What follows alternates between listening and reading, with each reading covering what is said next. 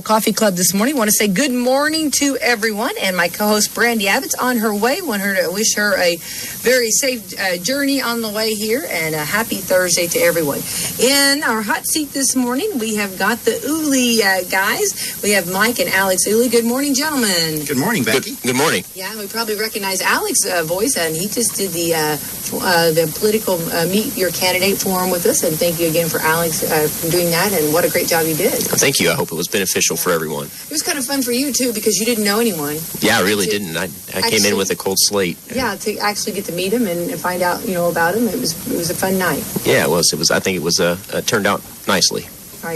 All right, and we'll get our sponsor list, and I think they're okay. We'll find that in just a second here. Okay. Also, want to go over yesterday. I got to be on the Belle of Cincinnati, and for the great boat race. And there they are. There's the sponsors. We'll talk about them real quick. Hang on. We'll come back and talk about the boat race just a second. We do have Weapons Pro, Salem Crossing. I should remember this, right? Salem Crossing, Dr. Mindy Gunn, Dr. Black's Eye Associates, Hoosier Uplands, Meadowview Healthcare Center, Walmart, Kentuckiana Cat and Core Recycling, Ace Hardware of Salem, and Fox Perlee Wealth Management. And glad to have Fox with us in the month of May. All right, we were part of the actual steamboat race yesterday, and got to be on the Cincinnati Belle, which was a lot of fun. It was kind of a disadvantage, and from attorneys' points of view, let me tell you I know maybe I'm not trying to be a sore loser, okay? But early on, you're in dock, and then early on, the Belle of Louisville called and said to the Cincinnati, go ahead and go out and go on out more towards the middle there, and we'll come up on the side, okay? Well, going up more towards the middle makes a little bit rougher water, right? Is that not a little more disadvantage there? Well, it looked like the water was really rough everywhere yesterday. It was. They said like 4 feet higher than what it normally is, or a little taller. So yes, it was a little rough, and of course we got into just a little bit of rain. And the sea was kind of angry. It looked like it in the pictures. Yeah, it was. Of course, I guess the river was a little angry. But anyway, so it was a fun time, great time had by all. And I got to meet Captain Snowden. And it's really funny to hear the stories between the Belle of Cincinnati and the Belle of Louisville. The two, they really kind of do a lot to each other. A lot of games are being played. So definitely some rivalry there. Definitely. So, and you can see the actual horns, they actually mounted them and had them, soldered on so that they couldn't take them off. So that's the way to do it, right? Interesting, right. Yeah. So I don't even know who. So the Belle of Louisville won? Yeah. Okay, all right, gotcha. Yeah, so, didn't know that. Yeah, but that's okay. That's all right. We had a fun time. If that was losing, then I'll take losing because we had a blast. Gotcha. So when do you get? So is it a 2-hour affair? You get on? Go from we got on there at 6 until 8. So okay. Hours, yeah. Okay. And the actual race lasts just that long? Yeah. Okay, I couldn't remember how long it lasted. Yeah. Okay. The race is on, and it's fun because you go down and you see all of the Jeffersonville side on the Indiana, and you go to the Kentucky side, see all the Kentucky. A lot of people are having parties and stuff and cheering you on and stuff. So we had a little bit of a lead for a little while, and then of course we got into a little bit of rough water, and they come up the side, So it's like those old riverboats are interesting. Doris and I were in Vicksburg last year sometime, and I'm not a cruise, Caribbean cruise person or anything like that, but I think it might be neat to take a cruise on the river, old-fashioned cruise, and learn about the history of the rivers. They've played such an important part of our history in this country, so those old riverboats are neat. And they're actually getting more popular. Yeah, they said that you can have one night overnight, or you can go 2 or 3 nights, and they say they're just really a lot of fun. Yeah. I haven't done it, but it sounds like fun. Me either. Yeah. Maybe that's on our bucket list. Yep. So on that, also, we also, and then back here in our community, our Claude Combs and his wife Jeannie, we want to. They actually had their the wind. Well, you can't until anything's determined, but you can't say it was what exactly it was, but it was wind apparently, something that we know of now, kind of pulled the roof up. And then some trees fell on it, and they really had a disaster. No one was home, thank goodness. So our prayers and thoughts are with Claude and Jeannie Combs. They're a wonderful part of our community, a beautiful family, and I think a lot of friends helped them get some of their pitch photos and stuff, that to make sure that they got that before the rain really got really bad. So and no one was hurt. No one was hurt. No one was home. So that was a big blessing. And they have an RV, so they're kind of staying in that. So that's kind of, so they're okay, but it's just a lot, very upsetting. Well, I can sympathize with them. We've been through a tornado or two ourselves, our family in Borden. So yeah, it's, right there, yeah. It's a lot of stress, that's for sure. But it definitely helps when you have a community and neighbors that, kind of rally around you to help you out. True, yeah. What's so bad, we talk about hurricanes a lot of times, but that tornado, it just happens. You can't prepare for it. So. There's no way, absolutely, and you just don't know. And then just like with that, the oddity of that wind, or you can't say that it was a tornado. Nothing's been confirmed. You know how that is next day, but something was pretty powerful to pull up a roof and bring some trees down. So anyway, the photos, you can see them on my Facebook, but anyway, my Facebook page. But yeah, it was so. Definitely our thoughts and prayers are with them. Okay, today is Baby Day. I thought every day was Baby Day. Brothers and Sisters Day. Hats off to all brothers and sisters. International Day of Prayer. Very good. Need more of that. National Day of Reason. We need more of that. For sure. National Fire Day. National Life Insurance Day. National Play Your Ukulele Day. Anybody play a ukulele? I don't. No, and I understand that's very difficult. I can't even play a simple musical instrument. So. National Truffle Day. Okay. I don't know about that either. It's a chocolate truffle? Yeah, no. Lint, chocolate truffles. Truffles, yeah, we need some of that. Take a baby to lunch. So it's Baby Day and Take a Baby to Lunch Day. Okay. World Password Day. You guys ever forget your password? Do I ever remember it? Do I? World Tuna Day. So get out and enjoy for sure. And of course, this month is, let's see here, Be Kind to Animals Month, Better Hearing and Speech Month, Breathe Easy Month. Sometimes that's good. Just remember, sometimes we forget to just breathe because, That's true. And I'm sure what you guys do, sometimes you just take a step back and gain some perspective and then go back at it. Well, there are actually some techniques to use with your breathing. I'm not an this is good. But Okay, hang on. Okay, let's hear what techniques that you can use. You want to share any of those with the class here? Well, I don't know. Not right now. Let's come to the class. Okay. So. Well, you guys are going to like this. This is also National Barbecue Month. Okay. Good barbecue. And Bike Month. Okay. It's a good time to start riding a bike, that's for sure. It is a good time. Yeah. Winter, got your bike in storage, time to get it out. They have some really cool bikes, some of the old-fashioned looking bikes. Well, what's interesting, I've actually thought about trying to ride a bike a little bit more of late because I gained some weight, I need to lose some weight, and a bicycle is one of those things that doesn't cause much impact to your knees or whatever. So it's a good idea for that reason. At least when you're overweight like I am and old. Oh, but also it's good. You don't realize you're exercising because if you get out and especially you get to see nature and enjoy Around here in southern Indiana, though, it's hard to avoid all the hills. And you definitely know you're exercising when you hit a few of those hills. It's so much better when you see and you're going down one, and that's like, whoa, winning. Well, absolutely. Alex used to ride a lot, a bike, and sometimes Doris and I would go with him, and I'd usually ask about the route first. Yeah, whether there's a hill or not. Can I see a map of where we are going? Yeah, and if Martinsburg Knob was part of it, I was going to stay back.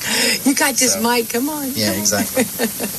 Well, that's fun. So get out and enjoy. Definitely a fun month for sure. A busy month. A lot going on. But first of all, let's talk about some things. Of course, you gentlemen are both attorneys, and we're glad to have you with us this morning.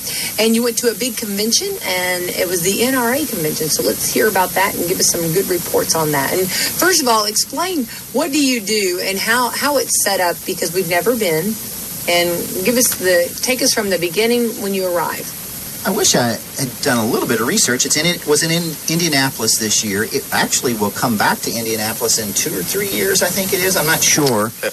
I believe in 3 years. Okay, 3 years. But the convention travels around different parts of the country.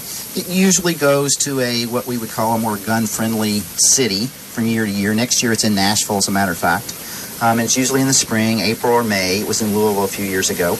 But the NRA annual meetings are every year. It's not just one meeting. A lot of people think about it's a place where you can go and look at guns and gear and things like that, and they have 15 or 16 acres. But there are a lot of things that go on besides the equipment. What we did, we always go to the convention, and the NRA puts on a legal seminar every year. Oh. And they bring in some of the brightest and best legal minds to speak to attorneys, and we earn continuing legal education credit to attend that. So this year they brought in a number of speakers, and they talk about everything from constitutional issues to representing folks who manufacture firearms, representing dealers. They even brought in a neurosurgeon, and we talked about, there was a discussion about ballistics and wound issues. There was even a gentleman that came in, a sociologist from Wake Forest. I think you pronounce his name Yamani, is how you pronounce his name, Professor Yamani. And Alex has a little insight into that and can talk about that a little bit, about this notion of gun culture 1 and gun culture 2. Yeah, David Yamani is his name. He's a sociologist, like Mike said, from Wake Forest. And he told us a little bit about his journey. He actually is a liberal professor, somebody that you would consider to be on the left, but who is very adamant about protecting people's firearms rights. So he's a little bit unique in that way. But he spoke about that journey, but he also talked about this concept that is called gun culture 2.0. Because when we think about firearms, a lot of times we think about, people who have more of a traditional view of firearms. They're maybe from a more rural area. They have a large collection of firearms. They grew up with firearms. They have them for hunting, for self-defense, for lots of purposes, for competition. But there's really been this new culture around firearms that is more urban. There are people who are from the city who they don't necessarily have a lot of firearms, but maybe they just have one firearm, a handgun, just for self-defense. It's really not something that is rooted in tradition, and that they didn't grow up with firearms. They really have just realized that, hey, I see a lot of dangerous things going on in this world, and I want a means to protect myself. And so you see a lot of younger folks, millennials, who are part of this gun culture 2.0, and David Yamani talked a lot about that, and how gun rights going forward will be protected by not only just focusing on the traditional gun culture 1.0 and the people who have grown up with firearms, but by fostering education and training with the new culture of firearms. He has a blog that he writes regularly for his blog. It's Gun Culture 2.0. If you just search Google for that, it'll come up. We were familiar with him before the seminar. Never met him, but we did have the opportunity to meet him, and we're really impressed. He was one of the better speakers at the seminar, and thought he did a really nice job. So definitely check him out, David Yamani. His last name is spelled Yamane, Yamani. So is that kind of I guess on that, was there are there some concerns on making sure on safety with this too? I mean, maybe let's say we were talking about bicycle riding, okay? You decided, maybe you've not ever ridden a bike, or maybe just never had bikes, and then all of a sudden, hey, let's go, I'm going to go out and I'm going to get a bike because I'm going to go get some exercise, right? And let's say that someone with a gun, you don't realize how much responsibility, and when you do this, what degree you are. Is that something, a concern that he's having, or is he thinking? Or not Yamani in particular. That's not what his presentation was about. He was mostly talking about the sociological aspects of gun ownership and the gun culture, but he does do training and participate in competition, so safety is obviously a big component of that. But I will say that what a lot of people don't realize is that the NRA was started as a training organization. A lot of people think about the NRA as a lobbying organization, that they lobby the government for certain legislation. But the NRA was started after the Civil War because they were concerned about the poor marksmanship that they saw during the Civil War. So the NRA was started to help fix that problem. It was a training organization. It has continued to be a training organization since its inception. And a big part of the NRA annual meetings is about training and safety. not the legal seminar that we go to on Friday so much, but throughout the weekend, they have lots of classes. So they have the main exhibits on the convention floor, but then in the hallways, they have classrooms set up all over the place having classes going on simultaneously. They have classes ranging from just how to teach kids to handle firearms, what to teach them if they're really young, how to teach them what to do if they come upon a firearm. They have classes about first aid, medical issues. They have classes about school safety. There was even a seminar about the Jay County superintendent was there to talk about what they've done with training and firearms at their school district. They have training about just firearm safety and handling. So that's really one of the best components of this convention, is that you can go and look at the exhibits on the exhibit floor, but you can also go to all these classes that are free if you're an NRA member. Yeah, one of the things, Alex was talking about inclusion into the gun culture, and we want to broaden the tent, so to speak, and get more people involved in firearms. That's one of our motivations. And Alex and I talk about rights a lot, the Second Amendment, the rights we have under the Indiana Constitution. But Becky, you're absolutely right. With those rights come responsibilities, and there are lots of folks out there that don't live up to the responsibility side of the firearms rights equation. And you see that a lot at the NRA convention, trainers trying to, pushing that, trying to get that out there, putting it out there in the forefront, because we want to preach that time and time again, until what we want folks to do is we want their gun handling just to become so ingrained that no matter what, when they touch a firearm or they're in the vicinity of a firearm, those ingrained habits just come out. Absolutely. And that's how they treat a firearm. They always keep it pointed in a safe direction. You keep your finger off the trigger until you're ready to shoot. You keep it unloaded until you're ready to use it. That might be carrying it, your target and what's beyond. And we always treat all firearms as if they're loaded. We don't want to get into this situation where we treat purportedly unloaded firearms differently than purportedly loaded firearms, because we're human beings and we will make a mistake.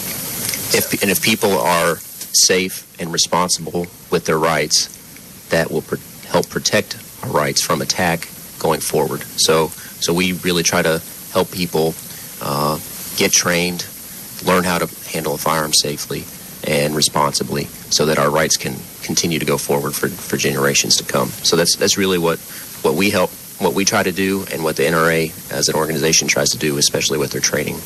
There's, and it's division. Like I said, the convention that we go to, and we'll go again next year,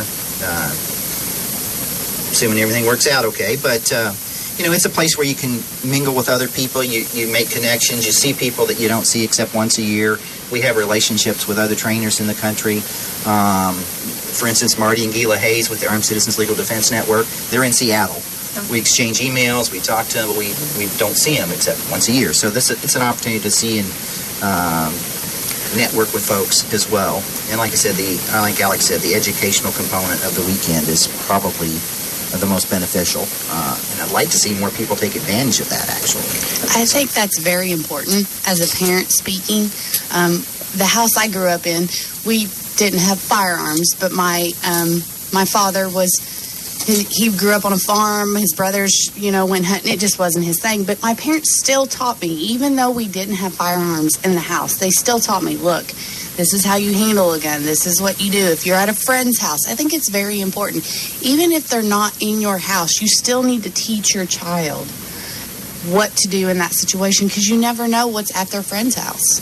Mm-hmm. Absolutely, Brandy. One thing that I've noticed over time as we do training, it seems sometimes as if the folks who are less familiar as a family may actually, in fact, do a better job with safety than folks who have grown up in families where there's a lot of familiarity with firearms, because I think familiarity breeds, what's the saying, breeds contempt? Maybe not applicable. Complacency. Complacency is the word. Yeah. So, that's a great point.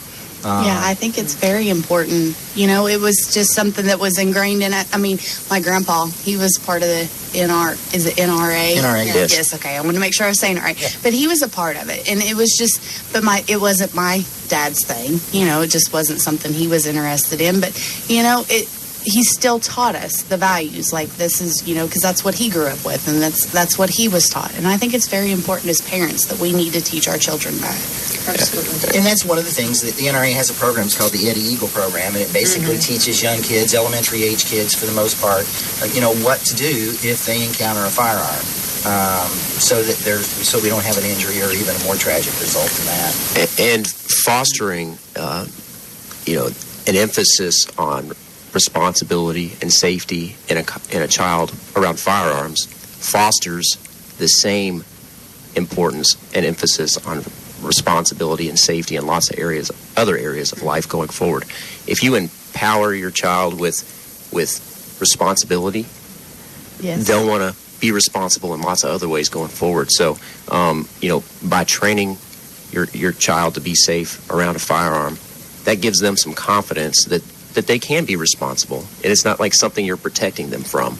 It's really their burden, and that's what we miss so often in society. Especially, it seems like more and more is this sense of personal responsibility, and taking the time to teach your child about safety and personal responsibility with firearms is just one way to do that.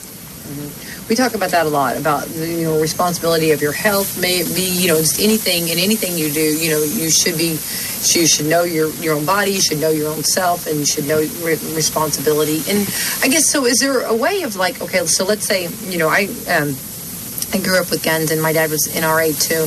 Was NRA. But I guess the thing, we did a lot of Cowboys and Indians, and I still do that. We love to play that, and now Ninja Turtles, or, you have all these firearms that you like to, the pretend, let's say. So how do you go from teaching a child, what I'm saying, that this is real to, let's say that you point that fake gun, what I'm saying, you're playing with that, and is that something at an early age when you start playing like Cowboys and Indians or whatever you're playing? Should you be not pointing, still don't point that at someone, or how do you? Is that something started at an early age, or do they even tackle that, or do they talk about that, or?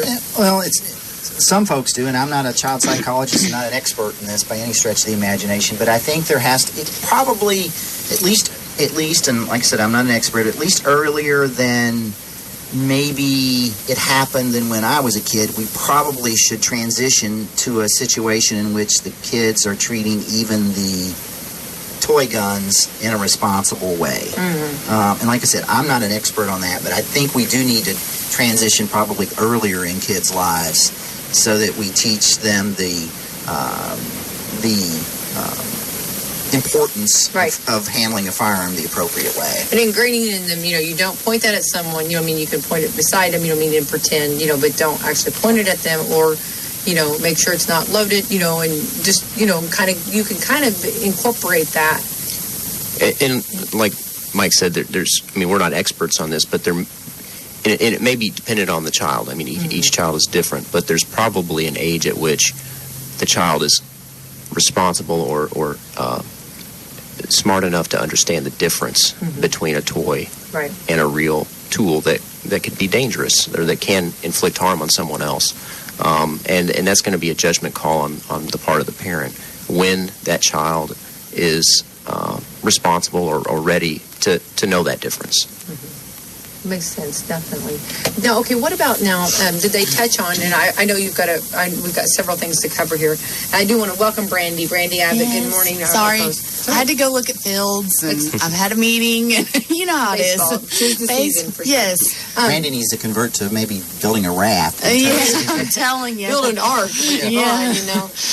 Something about, what about did they address, because I think it'd be so cool to go to this convention. Did they address like the video games and now that we're seeing and everything? Is there any kind of a... Yeah, that's something. Colonel David Grossman has several books out. He's a former Army Ranger, West Point, was a West Point professor. He has several books out on combat, on killing. He has one out now, I don't recall the name, that talks about the influence of video games on child psychology and child behavior. And I can't sit here this morning and cite you statistics, but he makes a very strong argument that the video game, I'll call it the video game culture that we allow our children to be immersed in, does in fact have an impact on the children. And one of the things that it does, it desensitizes them to violence. Because, and I don't know, I'm not a video game person, but I understand some of these video games are incredibly gory and violent. So I think absolutely there is a case to be made for sure that they have an impact, as well as other movies and things like that. So it'll go back to the responsibility thing again. Just like we have to teach our kids the basic rules of gun safety, we've got to be. I don't mean to preach. I'm sorry. I apologize. But we've got to be responsible with respect to our children and what we allow them to do and not do. And I will tell you, it was very easy for me because Becky's younger than I am, and thank God you said that. But a video game for me was those little ping pong things. Where you play, the very first video games. Well, it's become more concerning since the video games have become more realistic, more lifelike. And I think innately most people abhor doing harm to other people. And like Mike said, video games have a desensitizing effect on people who play especially the violent video games. Absolutely. But Colonel Grossman, I was going to say, Colonel Grossman he puts, I think it's a 4-hour seminar at the meetings, okay? Wow. So that's what I'm saying about, this is not a place where you go, if you're interested in equipment, that's fine.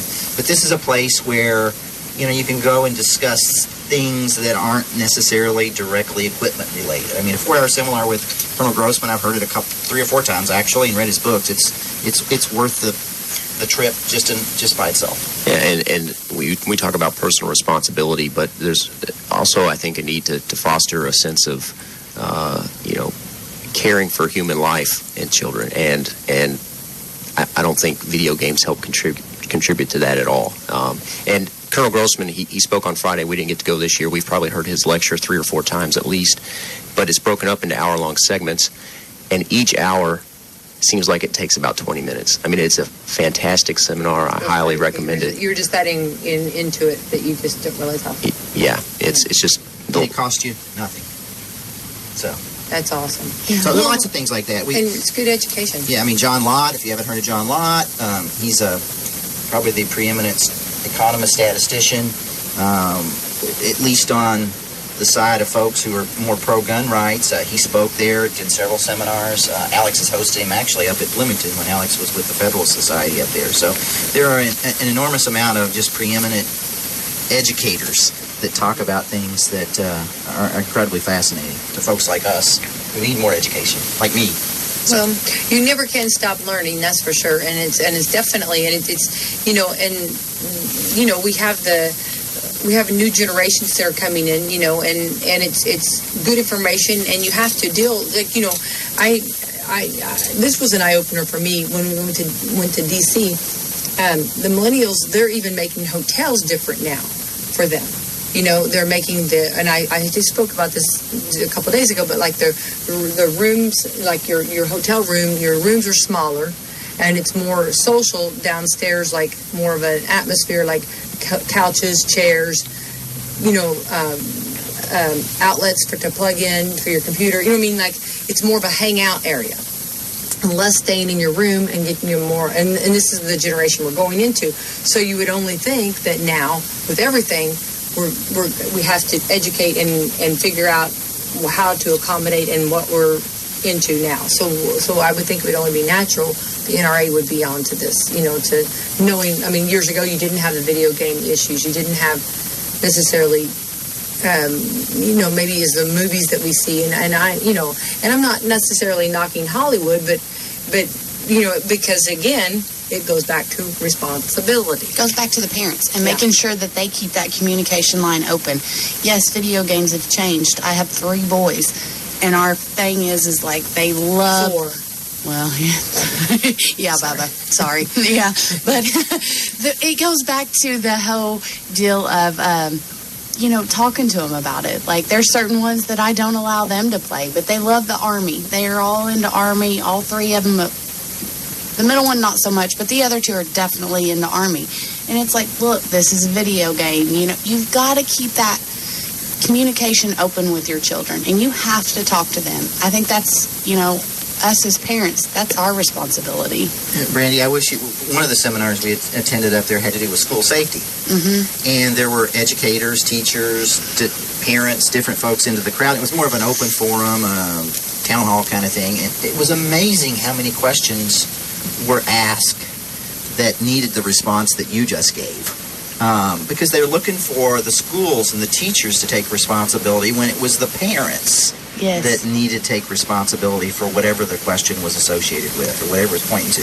And unfortunately, when you're in a forum like that, the folks were incredibly professional, but sometimes we need a little tough love, I think, and somebody needs to tell the parents, hey, it's your deal, it's your responsibility. So, anyway, I think that's a great point.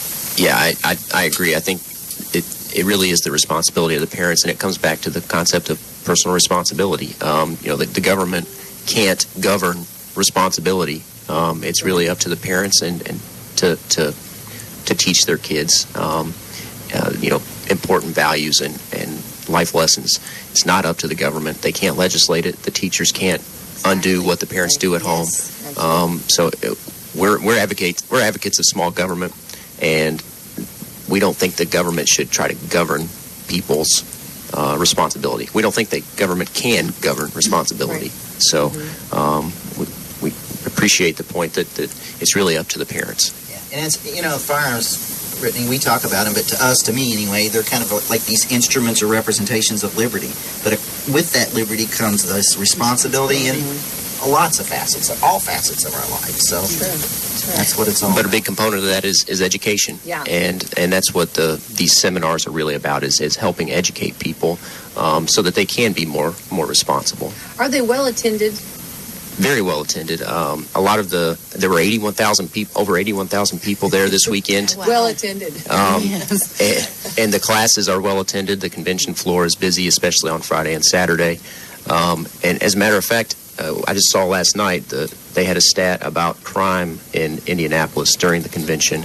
Not a single person of the 81,000 in attendance was arrested or stopped for a violation, except for the one person who was protesting at the Trump rally, but they were not there as a member of the NRA. They were there to protest Trump. Yeah, it's interesting. It's amazing. You walk around downtown Indy. Alex and I and Ryan, my other son, Alex's brother, was there. We were walking around, and there were lots of proms going on. Yeah. And I thought to myself, as a parent, I'm not sure I'd want my child in downtown, at least in some places downtown Indianapolis, by him or herself. And, I got to thinking to myself, if you were going to have a prom downtown someplace, this would be the best time to do it, because this is the safest place on earth right now. I always think that's amazing that these conventions go on, and the same thing happened in Louisville. I mean, there's just no crime. You're walking around with just folks that, for the most part, are incredibly responsible. I remember walking back to the hotel room. I don't know if Alex recalls this or not, but we were walking back, and Kyle Lamb was 6 feet away from us, okay? And if you don't know who Kyle Lamb is, you can Google it. And I hate this, but to always explain things through movies, but if you look at Black Hawk Down, he was one of the guys involved with that. He was a Delta guy involved with that. But obviously, incredibly safe environment to be in at the time. So, anyway. And a lot of people think, you have a convention of gun owners, it's going to be like the Wild Wild West, and it's just exactly the opposite. It's more of an armed society as a polite society, and there's a general respect for each other and everyone else. And if you're responsible, I'll be responsible. There's that kind of mentality. So it's exactly the opposite of what the media generally portrays gun owners as. Yeah, and believe me, they're trying to find a bad example of some sort. One thing, Brandy, you asked was well attended. One of my kind of crusades is within the gun community, people that are involved. I really try to get folks not so involved in the hardware, the guns, the equipment, and more involved in the education. Okay? I always say, Colonel Cooper used to say this. Once again, if you don't know who Colonel Cooper is, you need to take some firearms training. But he always said, just because you buy a guitar, it doesn't make you a musician. Absolutely. And it's the same thing with respect to a firearm. So, anyway, I sound a little preachy. No, I think it's great. This is stuff we need to remind everybody, too, and just keep on reminding, and just keep on. So I love that you guys, and I really appreciate you giving us the report on this. So it's a 3-day, or how many days is it? It starts on Friday and goes through? Well, it technically starts on Thursday. I think it's Thursday, but it's mostly Friday, Saturday, Sunday. Now, I will say the big fireworks were on Monday. There's some negative news out there about the NRA. Colonel North, who was sort of he was the president, but that's sort of a figurehead position, is no longer going to be the president going forward. There was a big conflict between him and Wayne LaPierre, and the board was sort of in some turmoil. But make a long story short, Monday is the last day, actually, of the... that's when they have the executive meetings with the board and the people in charge of the NRA.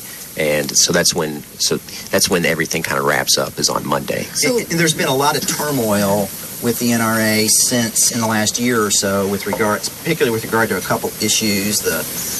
And I don't know if we need to get into this here today, but the bump stock issue is an issue that some of your listeners will be familiar with. That and red flag laws. Those have been two issues that a lot of purists have been upset with the NRA over.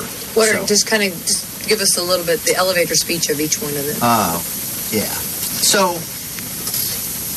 Well, I can start with the bump stock. With the bump stocks, there was this reaction to the Parkland shootings that we need to do something to try to prevent these sorts of.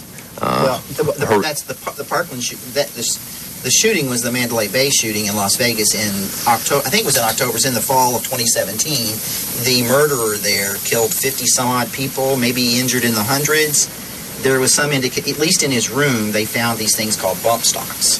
And after each of these mass murders, there's always this call to do something, and it's generally to ban assault, what the media calls assault weapons, which they generally mean, well, we don't know what they mean. There's not really a definition for assault weapons, but they mean guns that are painted black and are semi-automatic, like just about every other rifle that you can buy. So there's really no clear definition, but it's our understanding that in an effort to do something, the Trump administration and the NRA were kind of on board with getting rid of these bump stocks, which help someone who's shooting a semi-automatic rifle shoot it at a faster rate. Now, bump stocks are not terribly effective because you can't shoot accurately when you're shooting with a bump stock at an accelerated rate. But there was still this call to get rid of them and to ban them. Now, gun rights purists say, well, if you're okay with banning that, what else are you going to be okay with banning? It just kind of starts this slippery slope. So a lot of the members were upset with the NRA for being on board with that ban on bump stocks. Yeah, and I think it's important to say, I mean, we opposed the ban on bump stocks too. I mean, thought it was inappropriate, but the NRA did what the NRA did. I think it was a mistake, but they did it because, and what's interesting about it is the ATF had said that these things were okay at one point, but then after the Mandalay murders, or the murders at the Mandalay Hotel, from the Mandalay Hotel, the ATF just completely reversed and said, no, they're not legal, and banned the things. And they're, in my mind, they're totally useless. They're toys, but I still would oppose that, you can do what you want. And here in America, do what you want. If you want one, get one. And we can only speculate, but the NRA and the Trump administration may have compromised and given that up in an effort to prevent losing some more important right or firearm. The other issue is the red flag laws that the NRA has gotten a lot of opposition to. We, unfortunately, have one here in Indiana. At least that's my opinion, unfortunate. Most states don't have those. The NRA has come out and not completely and purely opposed them. They've outlined some criteria that would, provide for or allow them to support, maybe that's the right term, to support these red flag laws. And if for your folks that don't know what a red flag law is, it's essentially a way that the government, law enforcement, eventually with approval of a court, can take firearms away from a person that's purportedly dangerous or has a propensity to cause personal injury to another person. In our mind, they're done unilaterally without any due process. We don't think folks ought to have their property seized without a great degree of due process, and that's the problem. Is the focus is on the guns and just taking guns away from folks without due process. Because all of us has probably had somebody that's angry with us. It may be an ex-spouse or a boyfriend or a girlfriend, and we know what happens sometimes in those domestic relation situations. That's just one for instance, an ex-gruntled employee, and all of a sudden, you've got police showing up at your door wanting to take all your firearms without sufficient due process being. And normally, in order for the government to seize property, they have to have a warrant. Mm-hmm. Red flag laws are controversial because they do not have to have a warrant. They can take your firearms based upon a hearsay report of someone else and upon the belief that you are dangerous with very little minimal evidence. Like I said, here it could just be hearsay evidence. They take your firearms and you don't get any due process until 14 days later you get a hearing. So they're taking your right away and then providing due process later. Typically, before you can take somebody's rights, you have to give them due process up front. So it's exactly the reverse, and that's why red flag laws are so controversial.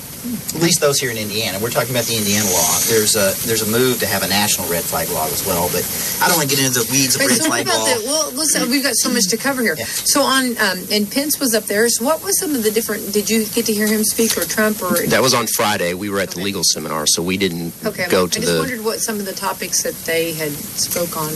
Well, we can talk about House Bill 1284. Well, that's the yeah. I didn't actually. I just heard bits and pieces of both speeches, and no, we didn't go. I wouldn't go anyway. It's a gun-free zone. Those are dangerous places to go. Okay. So, by the way, for the record, it's the only place at the NRA convention where guns are not. If you're otherwise lawfully and legally permitted to carry a gun, that's the only place you can't go. Is where the Secret Service takes over. The president and vice president are there. So it's the only place that I think there was problems. Somebody threw a cell phone. So anyway, but I think you heard a lot of the same things that you heard probably from President Trump during the presidential campaign from a national standpoint.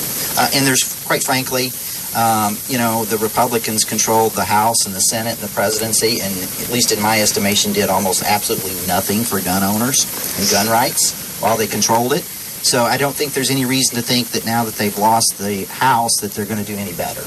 So the real emphasis in our mind is at the state and local level, mostly the state level with respect to gun rights. And, there's been some really good things happen at the state level with respect to gun rights.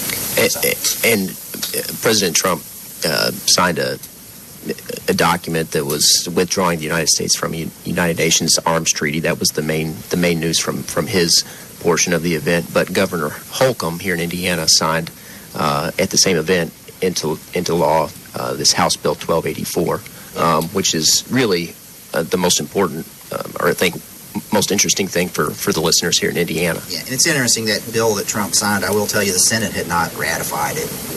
It's still a nice symbol, but it really didn't, at least in my mind, mean a whole lot. But like I said, Governor Holcomb, like Alex said, did sign a bill last Friday at the NRA convention, as a matter of fact, that I think is important for people to know about a little bit if you want to talk about it. I'd love to hear about it.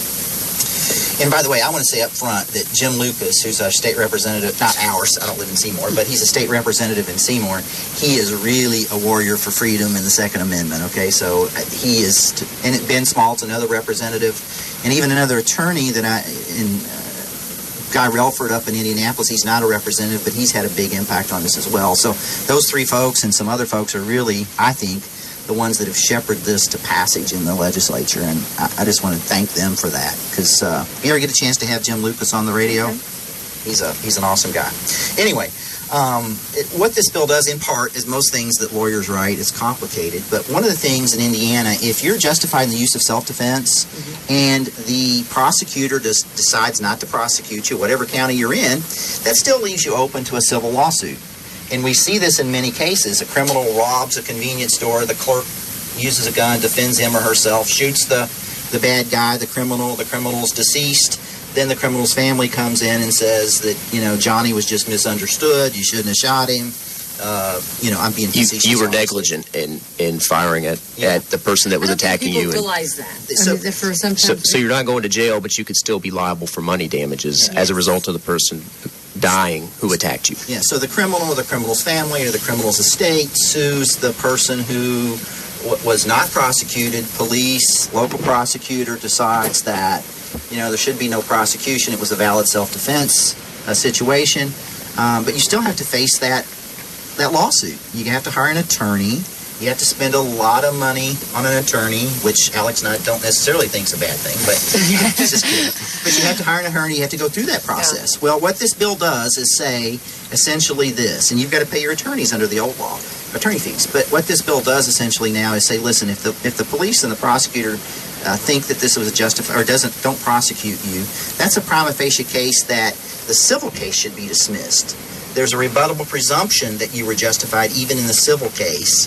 And the law provides a mechanism for the early dismissal of these cases in which the criminal's family, or the criminal's estate sue a victim, okay?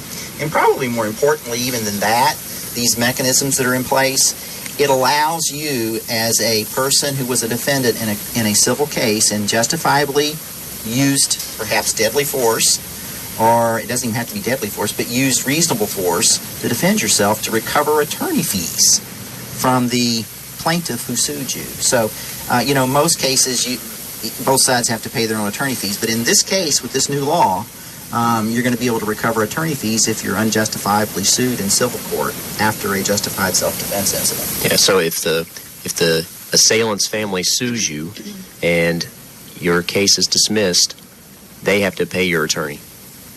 So it creates this incentive not to bring these wrongful suits. Yep. Right. Which we think is great. Another thing the law does, people are confused about this. If you have a license to carry a handgun in Indiana, which we would encourage everyone that's eligible to do, there's been some confusion about whether you can carry in church or not. Now, I know this. We teach the legal class, and it's amazing. We teach it, and folks that carry at church don't realize, at least in some instances, they're violating the law by doing that. Churches that are co-located with a school or a licensed daycare are treated as a school. So there are very strict limitations on when you can carry at a school, of course. Almost none. You can't carry in the school unless you're a police officer for the most part. But basically you can't take a gun to school, period. We'll just leave it at that. But a lot of people think that it's okay to carry it to the church, and it's not if there's a school located there, okay? This law changes that and basically says that if a church is co-located on the same real estate or the same property as a school, as long as you're attending a church service or a church ceremony, you're a volunteer or an employee of that church, it's going to be permissible now under the law to carry there at the church, okay?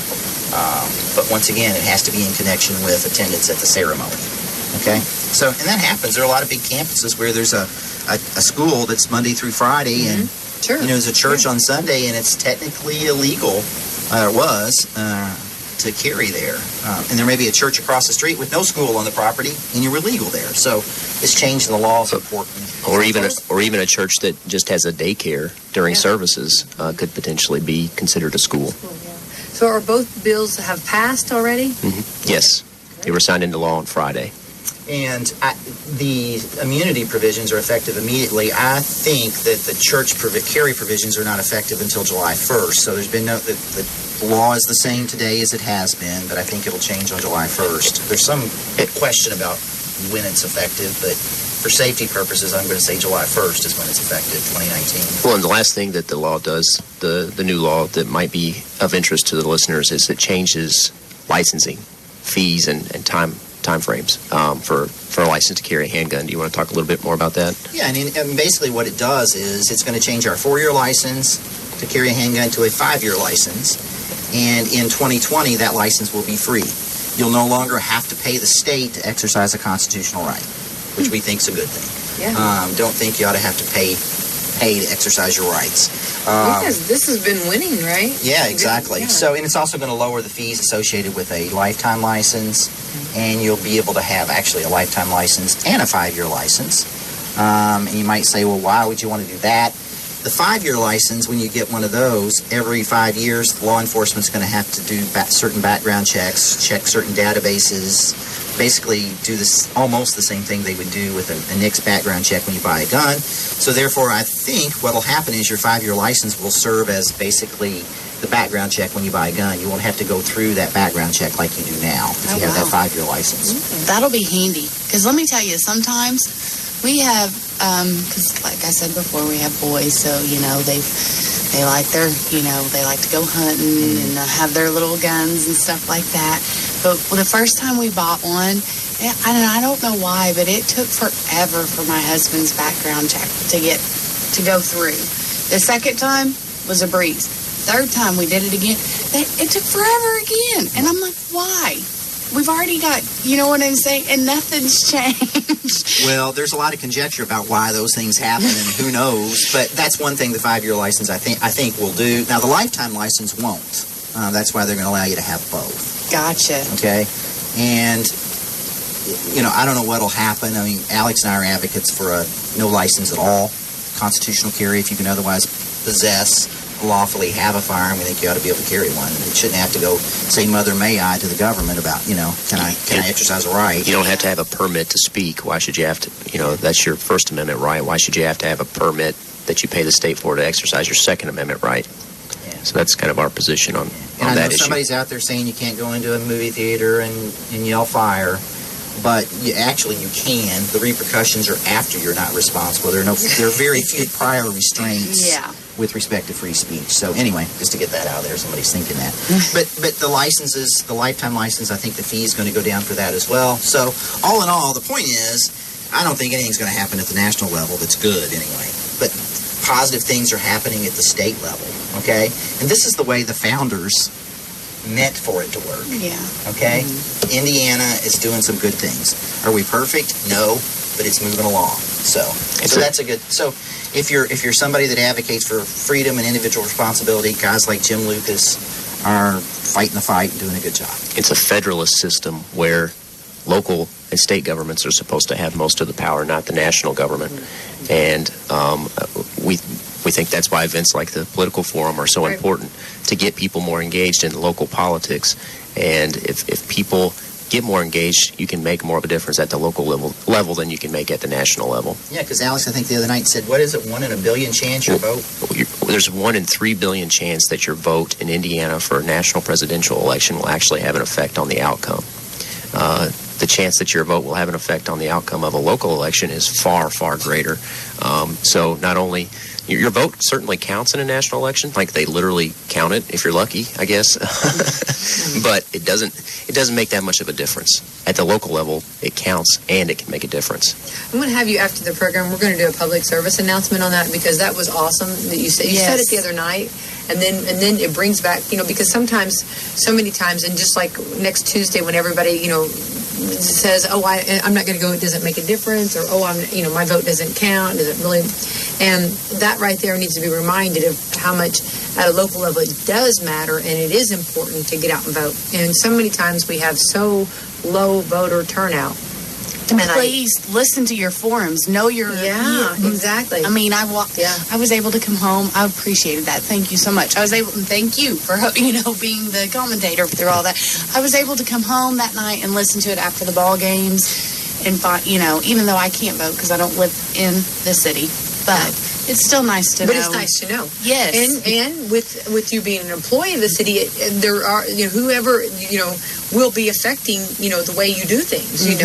And so Alex, I thought that was just, when you said that, I just was like, wow, that was so good. And I'm so glad you repeated that, because that's so important to think about that. And a lot of times we don't realize how important it is. And I just think and that's why it's so important. I want to shout out to Becky here too. We need to thank her, because that's what's so important about what you do. You're an independent local radio station, and you provide people with information they need. It's there. They just need to take advantage of it, and then they can make a difference in the community where they live, instead of spending time. And I'm guilty of it. There are things out there that are outside our sphere of influence that we're not going to be able to do anything about, and we're going to get frustrated with those things. But there are things in your community you can do something about if you're informed, and you're providing an instrument for people to be informed and make decisions. So what you do is incredibly important. Mm-hmm. Well, I believe, when God gives you something, you either use it or lose it. That's right. So we want to use it very much so. And definitely, if that's something, for the community, and that was, my philosophy of my father. But back to to this, it is important. And you hear rumors, and you hear, and you hear all this stuff, but it's so important to hear the person. And and to squash rumors, and to squash what you might have thought about the person, and hear what the person really has to say. And I think I like to hear, everybody has a story, everybody has a voice, and it's very important to hear that. And I think that this is good information. Just like this going up to the NRA, I couldn't go up and report on it, but it's so nice for you gentlemen to come back and give us some information and let us know. We know the NRA, everybody knows the impact that it has, and it's nice to hear actually. And I remember when they were in Louisville, I remember there were several of our locals that went to that. So it's nice to hear the report that, And that leads me to another point, Becky, that the NRA, the misconception is that it's this top-down organization that lobbies the government, but it's really not. The power of the NRA comes from its 5 million members. Okay, it's not an organization that has some rich person at the top that says, I'm going to throw around my money to try to influence government. It's the members and their money that is really where the power comes from. Okay, it's not somebody like Bloomberg that just pours money everywhere to try to influence politics. It's the members that matter. Yeah, I think average contributions are like $50. And when an NRA, when Chris Cox talks to a politician who at the national level, and he can say, I don't know what the numbers are, but he can say, hey, your election numbers will be moved 3 or 4%, depending on what NRA members do. That means something. Okay, that's because of the numbers, not because of the money. Not because of what Chris Cox or Wayne LaPierre or Oliver North do. It's because of what the members do. Yeah, and that's why, even though you may be mad at the NRA about bump stocks or red flag laws, that's why, at least in our mind, it's important to still be a member because of the influence it has in terms of membership. If someone, I know you guys are, maybe, but if someone wants to become a member of the NRA, how do they do that? They just... Yeah, you can apply online. NRA.org is the best place to go. Or if you know somebody local who's a rep, they can help you get signed up too. Or if you want to find out more information, you're welcome to call us even. We'd be happy to talk to folks if they're interested in membership. I know William down at Weapons Pro would probably be very helpful too. Yeah, and there are other organizations out there too. The Second Amendment Foundation, the Indiana State Rifle and Pistol Association. There are lots of other groups out there that we want to support. And I know we get in the weeds sometimes, and I feel like I'm talking way too fast and going over too many things in the short time that we have, but there's a lot of groups out there that do a great job that, you can give to those as well. Monetary contributions, that's very important, because we've got one thing at the national level that is happening in a positive thing, in a positive way, is I think we're going to get some cases before the Supreme Court again that are going to affect our rights at that level. So at the national level, that's an area that's of incredible importance. Matter of fact, you're talking about the NRA. Dick Heller, probably the most important Supreme Court case regarding Second Amendment rights. I met him a few years ago. He's always at the NRA legal seminar. We met him again over the weekend. And he's quite the character, that's for sure. Dick Heller. Once again, you have to Google that to find out who Dick Heller is if you want to do that. But interesting guy. Were there any concerts up there or anything? Alan Jackson was there, I believe, but we didn't go to any of the concerts. Okay. And they have smaller events that go on throughout the weekend too. They had like an NRA concert stage, a smaller stage for other performers, but they had a big concert. I think it was Alan Jackson. That's cool. Yeah. Yeah, it's something. I think it's at in Lucas Oil Stadium. They had some big concert on Saturday night. I bet they did. Yeah. Well, that's fun.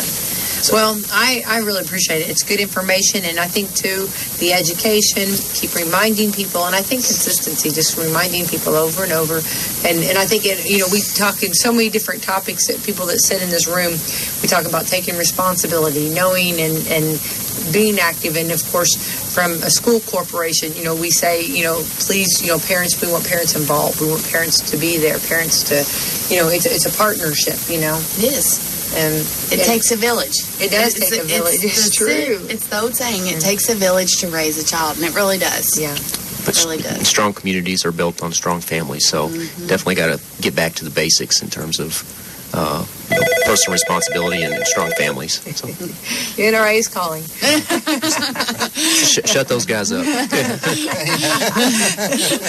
get on that radio today. Becky doesn't do an IQ test before she brings on guests. Let us get on. I think you guys. No, I definitely am very safe having you guys on. So thank you guys for coming in and hanging out and letting us some good information. Did we get everything covered pretty well? We got it all. Oh, there's all kinds of things we could talk about, but I think that hit the highlights. Yes. Brandy, you're at it. Last week, last Thursday, Brandy called or texted me, and she's like, I can't make it. And she said, because of the rain, I'm up here at the ball field, and I was like, well, what do you, so I'm here, and I'm thinking, what are you doing at the ball field when it's pouring down rain? And she texts back, well, I'm laying brick dust. And there's these things that are for the bases. They're they're called pillows. And you set them down in your puddles and you soak up the water. And then you also dig trenches, and then you take a big squeegee and you squeegee the water off. And so that's what you do when and then it rains again. And then it rains again. But at least the water's off the field, so we have what we call the brick dust we have is called a brick dust filler. So what that means is I can go out there, and if I get most of that water off and it's just kind of squishy like a sponge, I can put more on it, and it helps absorb it, and it's not sinking, muddy mess. So I think every athletic director, I think everybody over Park and Rec in any community, spring sports are the hardest because you have so many, and to get them in with the weather. yes, And definitely we get our rainfall. yes. Yeah, so it's not looking good today. I'm more worried about the storms later than I am so much the rain. And the wind last night. Yes. Yeah. And I spoke earlier about Claude and Jeannie's I heard homes, and yes, it is. So. Well, I thought the other day I was thinking we're probably past tornado. The biggest threat, I always think about it being in April, but there's still a lot of bad weather in May as well. Hopefully we won't have any today. Yes. Yeah, well, those April showers were hopefully bringing us some Mayflowers, yeah. that's right. Oh, of course, and pilgrims. Yeah. Oh, that's so old, I know. But you did say you're older, right? Right. Watch me sit up a little straighter. Yeah. Well, thank you guys for coming in. Brandy, keep up the great work. And I guess Thank you. we're in the middle of ball season and all that going on. Yes. And I have to have a huge shout out to let everybody know that they are having another volunteer day out at Lake Celinda at the Mountain Bike Trail. That will be on Saturday. They're meeting at the dam. So if you're able to, come on out there. I'm thinking it's at 10 o'clock. Let me look real quick to make sure I tell you the right time. I don't want to be wrong here. So, but yeah, they are just working away and have made huge progress and are almost done. I mean, it's awesome. Yeah, it's awesome, and I'm so proud of them guys. And huge shout out to Jared and them. Yeah, it'll be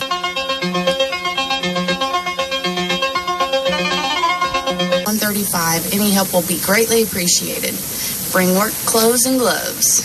They're actually, gentlemen, they're going around Lake Celinda, and it's Jared Kirshner and Andy Nice, and these two guys. And Jonathan Spalding. Yes. Yeah, he just joined, but the Yes. other two were the pioneers. Yes. They were the ones that were like right at it and really working hard to. And I remember that show. They were on, I don't remember. Yeah, Andy and, whatever. yeah. But whenever that was. But I remember thinking at the time, here's what two free Americans can do without any government telling them what to do, any grant money, any tax money. Totally. Those are people that we need to really put on a pedestal and I agree. pay attention to. I agree. They have been awesome. Yeah. They really have. We have met on and off so many times, and they are spending their own money. They are doing everything And their themselves, time. and their time.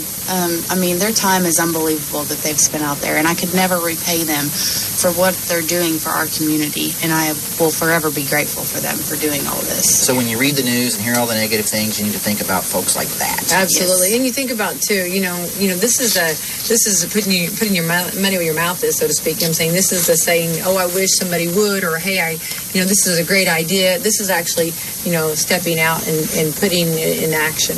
So you got to give these guys Huge So we're excited about that for sure. So thank you for that report on that, Brandy. Yeah. Well.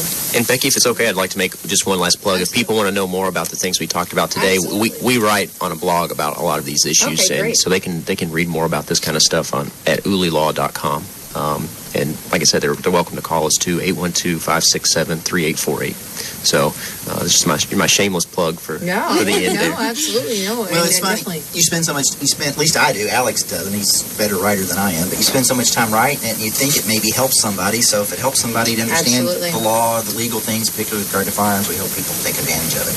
It makes one difference. I want somebody to read it other than Doris. And she has to do it, right? Yes. She has to read She's that. my proofreader. Well, she has to hear about it too all the time. Yay, Doris, we'll give you a shout out. Yay. Definitely. Very much so. We'll give her a big shout out on that. All right. Well, thank you guys for coming in, and we need to thank our sponsors, and I've got them right here. So we've got Weapons Pro, and I know William down there is definitely on top of it all and wonderful. And we just gave away a turkey gun for all of those turkey hunters out there. I think he's working on something for Father's Day coming up. We'll have some more promotions coming up. Also, Salem Crossing, Dr. Mindy Gunn, Dr. Black Eye Associates, Hoosier Uplands, Meadowview Healthcare Center, Walmart, and Kentuckiana Cat and Core Recycling. Go down and see Jeremy. And, of course, Ace Hardware of Salem, and getting you ready for the spring and summer. I do have a promotion still going on, and I'm going to be doing the drawing today, so you might want to get your name in there, and that is for to win tickets to go up to Indianapolis. I'm trying to remember exactly the name of I want to make sure I get it right. It's for the IndyCar Grand Prix. It's going to be on Sunday, May the 11th, up at Indianapolis Motor Speedway. And if you've ever been up there, it's so much fun. It's just like, it's so much fun to go, you go down Derby and you have a great time, then you go up to Indianapolis and have a great time too. So anyway, those tickets will be given away today. It's a fun couple of weekends. Definitely. Yes. And we're like in the perfect area, are we not? Yeah. I mean, look what we've got. Exactly. Are we not very blessed? Exactly. And I will tell you that Grand Prix stuff's pretty cool, because when we were Doris and I were in the Army in Europe, that's a bigger deal over there, and it's actually it's fun to watch that stuff. So definitely, and a lot of fun for sure. And then because we have Louisville, we have Indianapolis, we have Cincy, right? I mean, and St. Louis is not. And St. Louis, absolutely, yeah. The best of the best. All right, thank you again. And also, I need to thank Fox Pearly Wealth Management, and we got him in the month of May too. So Awesome. And thank you guys. Everyone have a happy and a terrific Thursday. Bye bye. Bye bye.